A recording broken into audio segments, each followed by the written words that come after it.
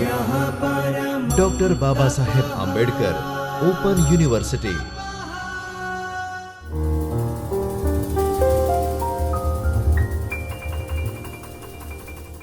નમસ્કાર. Doctor Baba Saheb Ambedkar open યુનિવર્સિટીના ચૈતન્ય સ્ટુડિયોમાં આપનું હાર્દિક સ્વાગત છે. મારું નામ વંદન ગૌર. આજે હું HISM 307 ભારતનો ઇતિહાસ ઈસવીસન 1526થી 1818 સુધી તેના યુનિટ 7 મુઘલ સામ્રાજ્યના પતનના કારણો તેના અંતર્ગત ભાગ 2 જમીનદાર અને ખેડૂતોનો બળવો તથા જાગીરદારી મનસબદારી સંસ્થાઓનો વિલય તેના વિશે વાત કરીશ. ગત લેક્ચરોમાં આપણે જોયું કે મુઘલ સામ્રાજ્યના પતનના ઘણા બધા પરિબળો હતા, પણ તેમાં મુખ્ય પરિબળ હતું ઔરંગઝેબની સંકુચિત અને અસહિષ્ણુ ધાર્મિક નીતિ. ઔરંગઝેબ મુઘલ સત્તાના ક્ષયથી અજાણ નહોતો. પોતાના અંતિમ વર્ષોમાં તેણે કહ્યું હતું કે એવો કોઈ પ્રાંત કે જિલ્લો નથી જ્યાં કાફીરોએ ઉપદ્રવ ન મચાવ્યો હોય, અને તેમને દંડ ન મળવાને કારણે તેઓ દરેક જગ્યાએ પોતાને સ્થિર કરી ચૂક્યા છે. આ કાફીરો કોણ હતા? તેઓ કયા કારણથી દરેક જગ્યાએ પોતાને સ્થિર કરવા ઈચ્છતા હતા? ચાલો આ લેક્ચરમાં તેને જાણીએ. 18મી સદીના પ્રથમ ભાગમાં મુઘલ સામ્રાજ્યને જાટ, સતનામી, શીખ અને મરાઠા જેવી અનેક જાતિઓ તરફથી પ્રબળ વિરોધનો સામનો કરવો પડ્યો. જદુનાથ સરકાર જેવા વિદ્વાનોએ મુઘલ સત્તા સામેના આ પડકારોને મુસ્લિમ રૂઢિવાદિતા અને દમન સામેની હિન્દુ પ્રતિક્રિયા તરીકે વ્યાખ્યાયિત કર્યા. તેની સામે એક ધર્મનિરપેક્ષ પણ ભ્રમિત સમજૂતી ઇરફાન હબીબ નામના વ્યક્તિએ પોતાની કૃતિ the agrarian causes for the fall of the Mughal એમ્પાયરમાં રજૂ કરી. તેમના મતે આ બળવા ક્યારેય મુસ્લિમ સત્તા સામે હિન્દુ પ્રતિક્રિયા દર્શાવતા નહોતા, ભાગ્યે જ જાતિ આધારિત ગોઠવાયેલા હતા. પરંતુ આ બળવા મુઘલ દમનકારી સત્તા સામે જમીનદાર અને ખેડૂતોના સંયુક્ત આક્રમણનું પ્રતિનિધિત્વ કરતા હતા. તેમનો તર્ક આ રીતે સંક્ષિપ્ત કરી શકાય કે દમિત એટલે કે ખેડૂતનો ઉઠાણો આમ બે દમનકારી વર્ગો વચ્ચેના સંઘર્ષથી અવિભાજ્ય બની ગયો. મોરલેન્ડ મુઘલ પતન માટે આર્થિક સિદ્ધાંત રજૂ કરનાર પ્રારંભિક વિદ્વાનોમાંના એક હતા. હબીબે પોતાની દલીલ મોરલેન્ડ પાસેથી લીધેલી હોવા છતાં બંને વચ્ચેનો તફાવત એ છે કે જ્યાં મોરલેન્ડે બળવાને ઓરિયન્ટલ ડેસ્પોટિઝમના પરિપ્રેક્ષ્યમાં દર્શાવ્યો હતો, ત્યાં હબીબે તેને વર્ગ આધારિત શોષણ તરીકે વર્ગીકૃત કર્યો. હબીબે ખેડૂત અને જમીનદાર બળવામાંથી સાંપ્રદાયિક પ્રશ્ન દૂર કરવાનો પ્રયત્ન કર્યો હોવા છતાં એ નિશ્ચિત છે કે આ ખેડૂતો અને જમીનદારો મુખ્યત્વે હિન્દુ અને શીખ સમુદાયોમાંથી જ આવ્યા હતા અને ઔરંગઝેબની અસહિષ્ણુ ધાર્મિક નીતિઓથી ગંભીર રીતે પ્રભાવિત થયા હતા.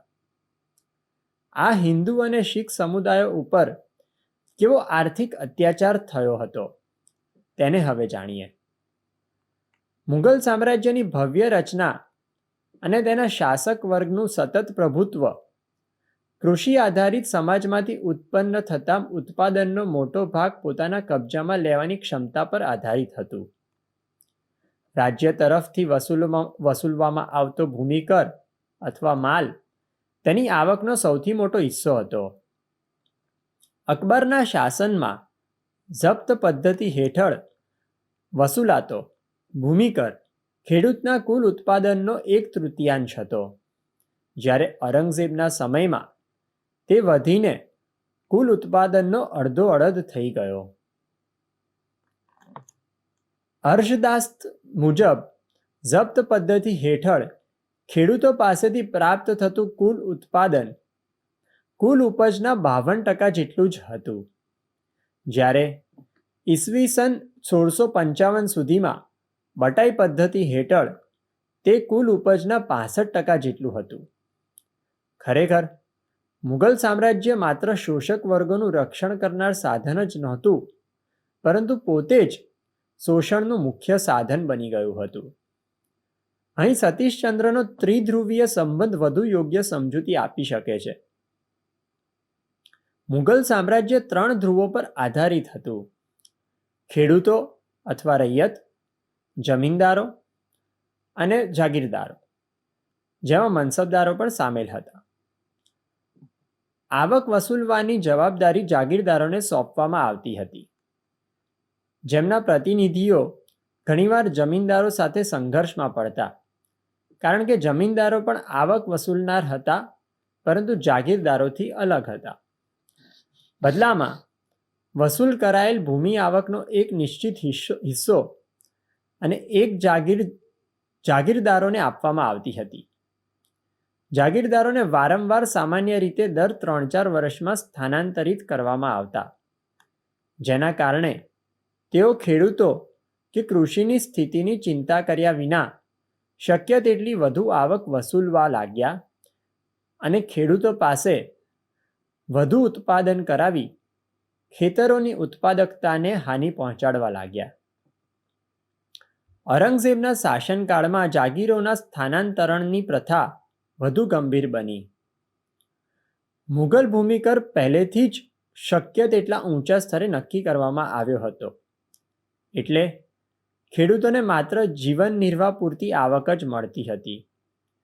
તેમાંય જાગીરદારો તરફથી વધારાનું દબાણ પડતા તેના અણગમતા પરિણામો માત્ર ખેડૂતો માટે જ નહીં, પરંતુ મુઘલ સામ્રાજ્ય માટે પણ આવ્યા. જાગીરદારી મનસબદારી સંસ્થાના વિલય વિશે ઘણા ઇતિહાસકારોએ ઘણી બધી ટિપ્પણીઓ કરી છે. તે બધાના સર્વાનુમતે એવું કહી શકાય કે ઔરંગઝેબે જ્યારે મુઘલ સામ્રાજ્યને આર્થિક સંકટ આવ્યું ત્યારે જ દખ્ખણ પર ચઢાઈ કરી તેને સામ્રાજ્યમાં ભેળવવાનો પ્રયાસ કર્યો, જેનું પરિણામ એ આવ્યું કે ત્યાંની જમીનોને જમીનદારો પ્રત્યે બરાબર અને સમયસર ન સોંપવાના કારણે આર્થિક કટોકટી ઊભી થઈ. આમેય દખ્ખણનું રાજ ખર્ચાળ તો હતું જ, તેમાંય જમીનદારો જમીન 3-4 વર્ષે બદલવાને બદલે તે જ જમીન ઉપર વારસાગત રીતે સ્થાયી થઈ ગયા અને આ પ્રથા સમગ્ર સામ્રાજ્યમાં વ્યાપી ગઈ. આનું પરિણામ એ આવ્યું કે આ નવા જાગીરદારો અને જમીનદારોએ અતિશય સત્તા કબજે કરી લીધી અને કોઈ મજબૂત વહીવટી નિયંત્રણોની અછતના કારણે પોતાનો સ્વાર્થ સાધવા વધારેમાં વધારે કર લાદી મુઘલ સામ્રાજ્યના વિઘટનને વેગ આપ્યો. ઊંચી ભૂમિકર માંગ અને ત્યારબાદ વસૂલાત કરનારાઓ દ્વારા કરવામાં આવતી ઉઘરાણીના કારણે મેન્ડ્રિક જણાવે છે કે જ્યારે રૈયતો કર ચૂકવી શકતા નહોતા ત્યારે તેમને નિર્દયતાપૂર્વક મારવામાં આવતો અને તેમની સાથે દુર્વ્યવહાર પણ કરવામાં આવતો. મનુચીના વર્ણન અનુસાર ઘણીવાર ખેડૂતોને કરની માંગ પૂર્ણ કરવા માટે પોતાની સ્ત્રીઓ, બાળકો અને પશુઓ વેચવા માટે મજબૂર કરવામાં આવતા હતા. મહત્વપૂર્ણ વાત એ છે કે ઉચ્ચ સ્તરના ખેડૂતો પર આ દમનકારી વ્યવસ્થાનો ઓછો અસર પડતો, જ્યારે તેનો વાસ્તવિક ભોગ નીચલા સ્તરના પહીસ, ગવેતી પલટી, જે જાટ, ગુર્જર, આહિર સમુદાયોમાંથી આવતા હતા, તેમજ રેઝારિયા અને બલાહાર બનતા. પરિણામે ખેડૂતોના જમીનો છોડી ભાગી જવાના અહેવાલો મળે છે, જેનું દ્રષ્ટાંત પ્રસિદ્ધ કરોડી પ્રયોગમાં જોવા મળે છે. જહાંગીર, શાહજહાં અને ઔરંગઝેબના શાસનકાળ દરમિયાન ખેડૂતોનું સ્થળાંતર અથવા જમીન છોડીને ભાગી જવું એક સામાન્ય ઘટના બની ગઈ હતી. ખેડૂતો તરફથી વિરોધનું પરંપરાગત સ્વરૂપ ભૂમિકર ચૂકવવાનો ઇનકાર કરવો તે હતું, પણ બળવો કરવો તે નહોતું. પરંતુ મનુચીના જણાવ્યા મુજબ ઘણા ખેડૂતોને બળવો કરવા માટે ઉશ્કેરવામાં પણ આવ્યા હતા. તેથી જે ગામો કર ચૂકવવાનો ઇનકાર કરતા અથવા બળવાખોરી કરતા તેમને જોર તલબ તરીકે ઓળખવામાં આવવા લાગ્યા. જ્યારે કર ચૂકવતા ગામોને રૈયતી કહેવાતા. સામાન્ય રીતે ખીણો, જંગલો અથવા પહાડોથી સુરક્ષિત રહેલા ગામો ખુલ્લા મેદાનોમાં આવેલા ગામોની તુલનામાં સત્તાધારીઓ સામે વધુ સરળતાથી પડકાર ઊભો કરી શકતા.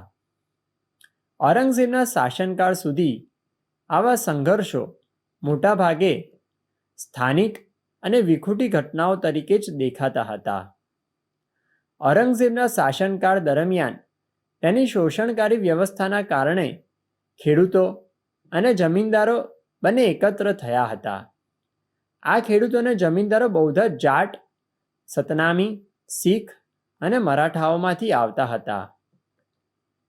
17મી સદીના અંત અને 18મી સદીના આરંભમાં આગ્રા અને યમુના પ્રદેશોમાં જાટોના બળવાઓનું પ્રભુત્વ જોવા મળ્યું. અગાઉ તેમને ગણવાર તરીકે ઓળખવામાં આવતા હતા અને તેમનું નેતૃત્વ રાજપૂત જમીનદારો પાસે હતું.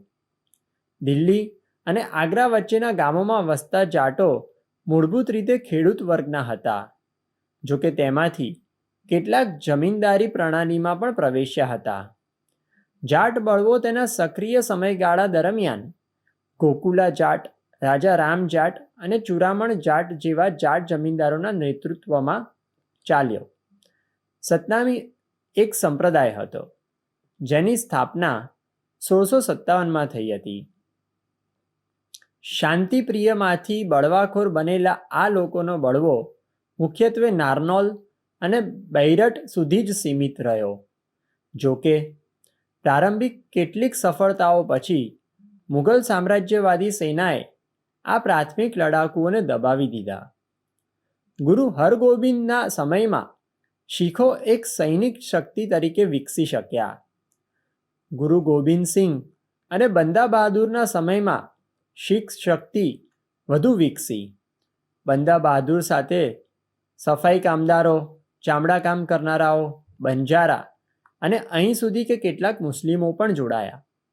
પરંતુ નિશ્ચિત રૂપે એવું કહી શકાય કે મુઘલ સામ્રાજ્યના પતન માટે જવાબદાર સૌથી મોટું બળ મરાઠાઓ જ હતા. સાથે મળીને આ તમામ શક્તિઓએ મુઘલ સામ્રાજ્યના પતન માટે પ્રતિબદ્ધ એક સંયુક્ત મોરચાનું પ્રતિનિધિત્વ કર્યું. આભાર. स्वाध्यायः